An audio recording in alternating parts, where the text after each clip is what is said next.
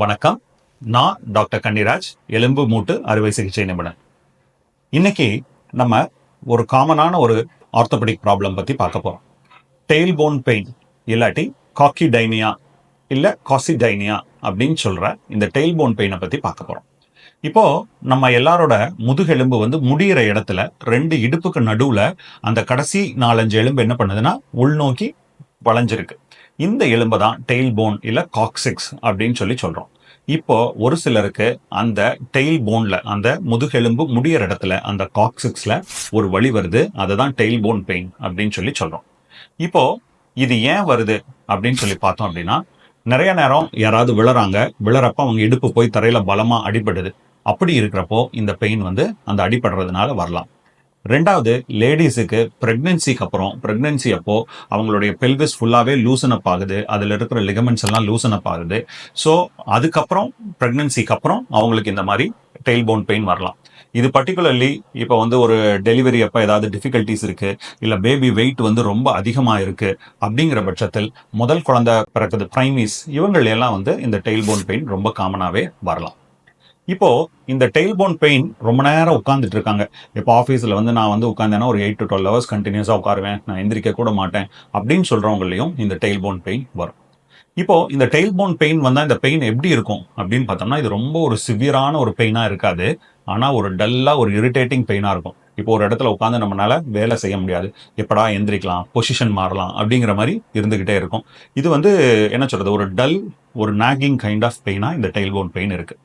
இப்போ இந்த tail bone pain இருந்தது அப்படின்னு சொன்னா இதுக்கு என்ன ட்ரீட்மெண்ட், இதை எப்படி நம்ம சரி செஞ்சுக்கிறது? இப்போ இந்த டெயில் போன் பெயின் நான் சொன்னேன், ஹார்டான இடத்துல உட்கார்ந்தோம்னா இந்த டெயில் போன் பெயின் வரும். அதனால நம்ம என்ன பண்ணணும்னா, இப்போ யாராவது ஜாப் கண்டினியூஸா உட்கார்ந்து வேலை செய்யற மாதிரி இருந்தா அவங்க உட்கார்ற அந்த சீட் இல்ல அந்த ஸ்டூல் இல்ல அந்த சேர் சாஃப்டா இருக்கணும். அந்த குஷன் மாதிரி இல்ல ஒரு ஃபோல்டட் ஒரு டவல் இந்த மாதிரி ஏதாவது நம்ம மெதுமெதுப்பான ஒன்றை போட்டுட்டோம் அப்படின்னு சொன்னோம்னா அந்த டெயில் போன் மேல ஏற்படுற ப்ரெஷரை நம்ம குறைக்க முடியும். நம்பர் 1. ரெண்டாவது என்ன பண்ணலாம்னா, நீங்க ஒரே இடத்துல ரொம்ப நேரம் உட்காரக்கூடாது. ஒரு 15-20 மினிட்ஸ் ஒர்க் பண்றீங்களா, எழுந்து நின்றுட்டு ஒர்க் பண்ணுங்க அனதர் ஒரு 5 மினிட்ஸுக்கு. அதுக்கப்புறம் மறுபடியும் நீங்க அதே இடத்துல உட்காந்து வேலை செய்யலாம்.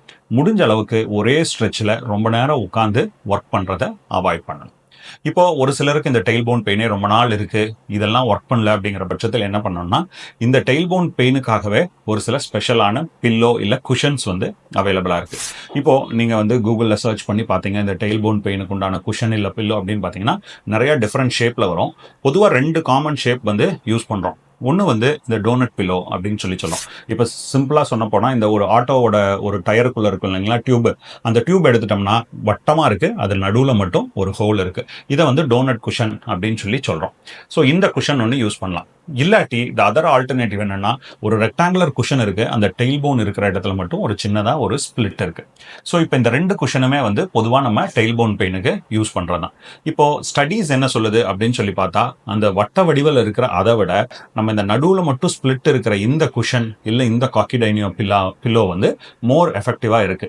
ஏன்னா அந்த வட்ட வடிவத்தில் இருக்கிறப்ப மற்ற இடங்கள்ல கொஞ்சம் ப்ரெஷர் அதிகமாகலாம். இது இந்த நடுவுல மட்டும் அந்த டெயில் போன் இருக்கிற இடத்துல மட்டும் கேப் இருக்கிறது மோர் எஃபெக்டிவ் அப்படின்னு தெரியுது. ஸோ இந்த பில்லோஸ் நீங்க ரொம்ப நேரம் உங்க ஜாப்ல உட்கார வேண்டியது இருக்கு, நான் பிரேக் எடுத்தா கூட எனக்கு பெயின் இருக்குங்கிற பட்சத்தில் இந்த மாதிரி ஒரு பில்லோ யூஸ் பண்ணலாம். ரெண்டாவது, இந்த ஃபர்ஸ்ட் டைம் அடிபட்டு வராங்க, இல்ல ஃபர்ஸ்ட் டைம் எனக்கு இப்பதான் சார் இந்த பெயின் ஆரம்பிச்சிருக்கு, இல்ல இந்த பெயின் இருக்குன்னு வர்றவங்கள என்ன பண்ணலாம்னா, சிட்ஸ் பாத் அப்படின்னு சொல்லிட்டு ஒன்று பண்ண சொல்றோம். இந்த சிட்ஸ் பாத்னா என்னன்னா, நம்ம அந்த டெயில் போன் பகுதி இருக்கு இல்லைங்களா, அது சுடுதண்ணிக்குள்ள வர்ற மாதிரி, அதுக்கு ஒரு சுடுதண்ணி ஒத்தனம் கொடுக்குற மாதிரி. இப்போ நார்மலாவே பார்த்தோம்னா முதல்ல எல்லாம் யாருக்காவது பிரெக்னன்சிக்கு அப்புறமோ இல்ல அவங்களுக்கு ஏதாவது ஆசன வாயில ஏதாவது பிரச்சனை இருக்கு, இப்போ ஹெமராய்ட்ஸ் இருக்கு, பைல்ஸ் இருக்கு அப்படிங்கிறவங்களையோ எல்லாம் என்ன சொல்லுவோம்னா இந்த சிட்ஸ் பாத்னு ஒன்று பண்ண சொல்லுவோம். என்ன பண்ணுவோம்னா, நம்ம தொப்புள்ல இருந்து கால் முன் தொடை வரைக்கும், அதாவது நம்ம ஹிப் ஜாயிண்ட் வரைக்கும் தண்ணிக்குள்ள உட்கார மாதிரி ஒரு பெரிய டப் இல்ல பெரிய பக்கெட்ல வெந்நீர் நிரப்பிட்டு உட்கார சொல்லுவோம். பட் இது நிறைய நேரம் இது உட்கார்றது சிரமமா இருக்கும், உட்கார்ந்து எந்திரிக்கிறது சிரமமா இருக்கும்.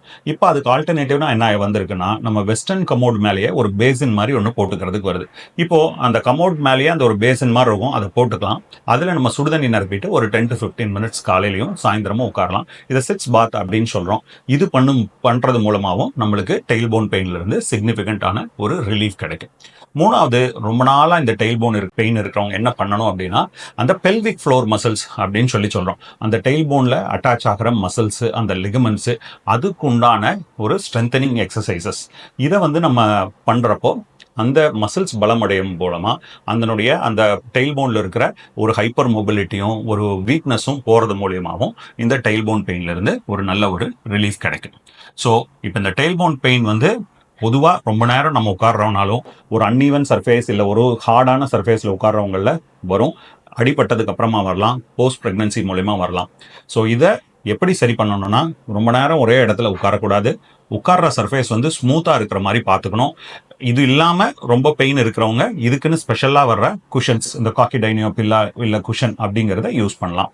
ரெண்டாவது, சிட்ஸ் பாத். அடிபட்டு இனிஷியலாக பெயின் வந்திருக்கிறவங்க இந்த வெந்நீர் ஒத்தன மாட்ட அந்த சிட்ஸ் பாத்னு நம்ம கமோடு மேலே ஒரு பேசின் போட்டு அந்த சுடுதண்ணியில் உட்காந்துக்கலாம்.